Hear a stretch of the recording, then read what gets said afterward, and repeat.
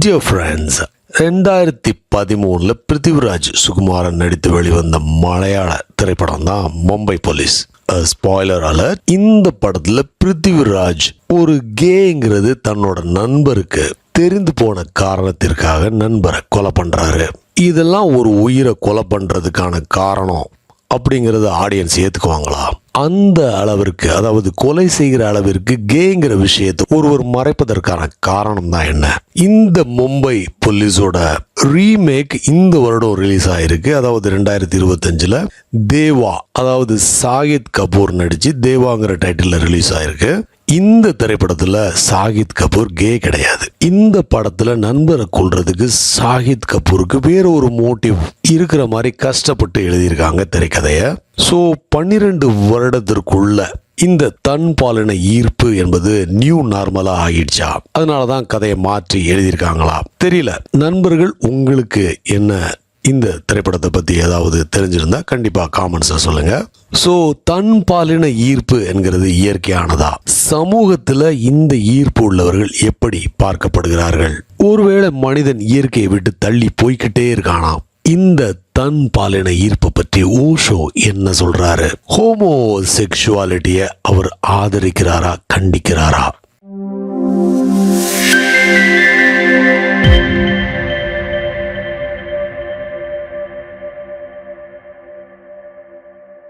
Truth is never compassionate or is always compassionate. உண்மை சில நேரங்களில் கொடூரமாக தெரியும் அல்லது சுகமானதாக இருக்கும். அது உங்களை பொறுத்தது, அதை எப்படி பார்க்கிறீர்கள் என்பதை பொறுத்தது. அதை புரிந்து கொள்ள வேண்டும். ஓரின சேர்க்கை அல்லது தன்பால் ஈர்ப்பு ஆணாதிக்க உலகத்திலிருந்து வந்தது. ஓரின சேர்க்கை ஒரு வியாதி, காரணம் ஆணாதிக்கம்தான். இது இயற்கையானது அல்ல. It is not a natural phenomenon. Homosexuality மென்மேலும் வளர்வதற்கு வாய்ப்புகள் அதிகம் உள்ளது. அரசாங்கமும் மதங்களுமே ஹோமோசெக்சுவாலிட்டியை பற்றி போதிக்கும் அளவுக்கு வாய்ப்புகள் இருக்கிறது. இன்னும் சில வருடங்களில் இது நடப்பதை நீங்கள் பார்ப்பீர்கள். எப்படி அரசாங்கங்கள் குடும்ப கட்டுப்பாடை, அபார்ஷனை இப்போது போதித்து கொண்டிருக்கிறதோ, கூடிய விரைவில் ஹோமோசெக்சுவாலிட்டியையும் போதிப்பார்கள். மக்கள் தொகையை குறைப்பதில் சிக்கல்கள் இருப்பதால் ஹோமோசெக்சுவாலிட்டி புதிதாக மனிதர்கள் இந்த பூமிக்கு வருவதை தடுப்பதற்கு உள்ள எளிதான வழிகளில் ஒன்றாக இருக்கும். சூனர் ஆர் லேட்டர் உலகத்தில் உள்ள ஒவ்வொரு அரசாங்கமும் ஹோமோசெக்சுவல் திருமணங்களை அனுமதிக்கப் போகிறது. ஆண்கள் ஆண்களையும் பெண்கள் பெண்களையும் திருமணம் செய்வார்கள். This is going to happen. ஏற்கனவே ஏராளமான மனிதர்கள் ஹோமோசெக்சுவாலிட்டி பக்கம் போய்விட்டார்கள். இந்த வியாதி ஆணாதிக்கத்தால் வந்தது. அஃப்கோர்ஸ், நூற்றாண்டுகளாக ஆண் தனது பெண்களையும் குழந்தைகளையும் காப்பாற்ற வேண்டியிருந்ததால் அவன் அதிகாரம் மிக்கவனாக மாறியிருந்தான். அதனால் சமூகம் ஆணை சுற்றியே இருந்தது. சண்டைகளும் போர்களும் நிறைந்த சமூகம் ஹோமோசெக்சுவலாகவே இருந்தது. சண்டை சச்சரவுகள், போர்கள் இல்லாத அழகான ரிலாக்ஸ்டான சமுதாயம் ஹெட்டிரோசெக்சுவலாக இருந்தது. போர்கள், சண்டைகள் மேல் டாமினேஷனுக்கு வழிவகுத்தன. ஒரு இராணுவத்தில் அடிப்படையில் ஆண்கள் மட்டும்தான் இருந்தார்கள். அதனால் எந்த ஒரு இராணுவமும் ஹோமோசெக்சுவலாக மாறுகிறது. Because only men are there. எந்த நாடுகள் எல்லாம் தொடர்ச்சியாக போரில் ஈடுபட்டு கொண்டிருக்கிறதோ அந்த நாடுகள் ஹோமோசெக்சுவலாக மாறும்.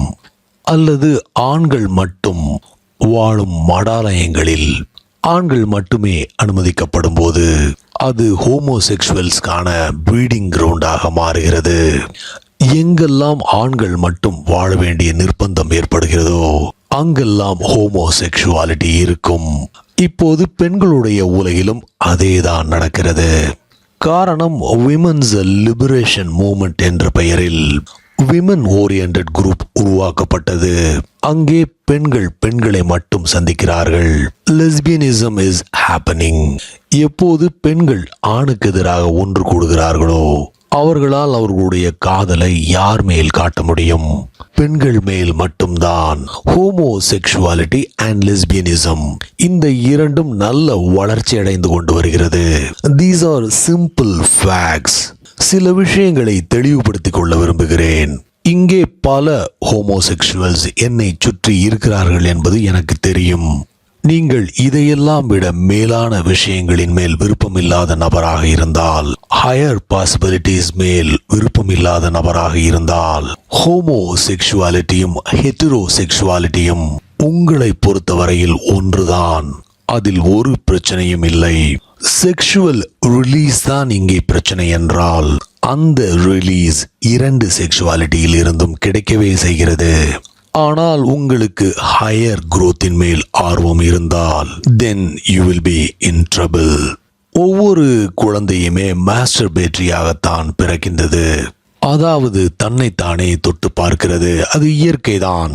குழந்தைக்கு வேறு ஒருவரையும் தெரியாது. எனவே தன்னுடைய உடலோடு விளையாடுகிறது. அதுதான் முதல் காதல்.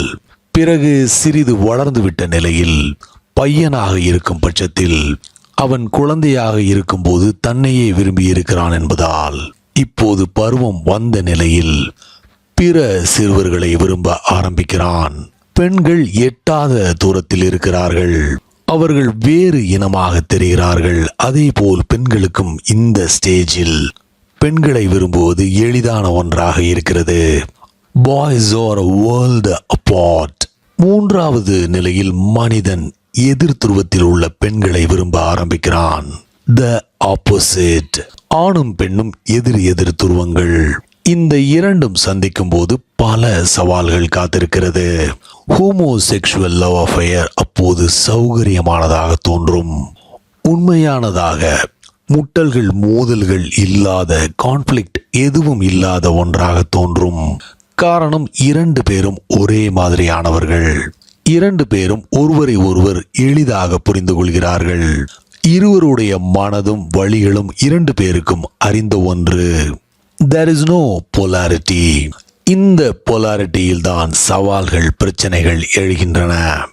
ஆன்மீக வளர்ச்சியின் ஒரு பகுதி ஆண் பெண்ணை அறிந்து கொள்ள வேண்டும், பெண் ஆணை அறிந்து கொள்ள வேண்டும். எதற்கு இதை ஸ்பிரிச்சுவல் growthிற்கான ஒரு பகுதி என்று நான் சொல்கிறேன். ஆறாவது சக்கரா, அதாவது அஜ்னா சக்கராவில் ஒருவருக்குள் உள்ள ஆணும் பெண்ணும் சந்திக்க வேண்டும். நாம் நமக்குள் பெண் ஆண் என இரண்டாக பிளவுபட்டு இருக்கிறோம். ஒருவரால் வெளியில் இருக்கும் பெண்ணை, அவுட்டர் உமனை சந்திக்க முடியவில்லை என்றால், உள்ளே இருக்கும் பெண்ணிற்கு, அதாவது இன்னர் உமனிற்கு இடம் ஒதுக்குவது சிரமமான ஒன்றாகிவிடும். ஆண் என்பவன் ஆண் பெண் இருவரிலும் இருந்து பிறக்கிறான். He is man and woman together. பெண்ணும் அப்படித்தான்.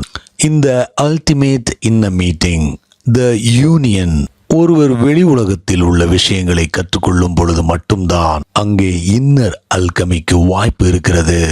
ஒரு ஆண் பெண்ணோடு காதலில் விழும்போதுதான் அவன் சில விஷயங்களை பற்றி கற்றுக்கொள்கிறான். பெண்ணிற்கும் அதே நிலைதான். Something of the unknown, something of the opposite. நண்பர்களே, இந்த வீடியோ இன்னும் முடிவடையல. நண்பர்களோட வசதிக்காக 2 பாகங்களா இந்த வீடியோ அப்லோட் செய்யப்பட்டிருக்கு. 2வது பகுதியோட லிங்க் டிஸ்கிரிப்ஷன்ல இருக்கு. வாங்க 2வது பார்ட்ல உங்களை மீண்டும் சந்திக்கிறேன். Until then, take care.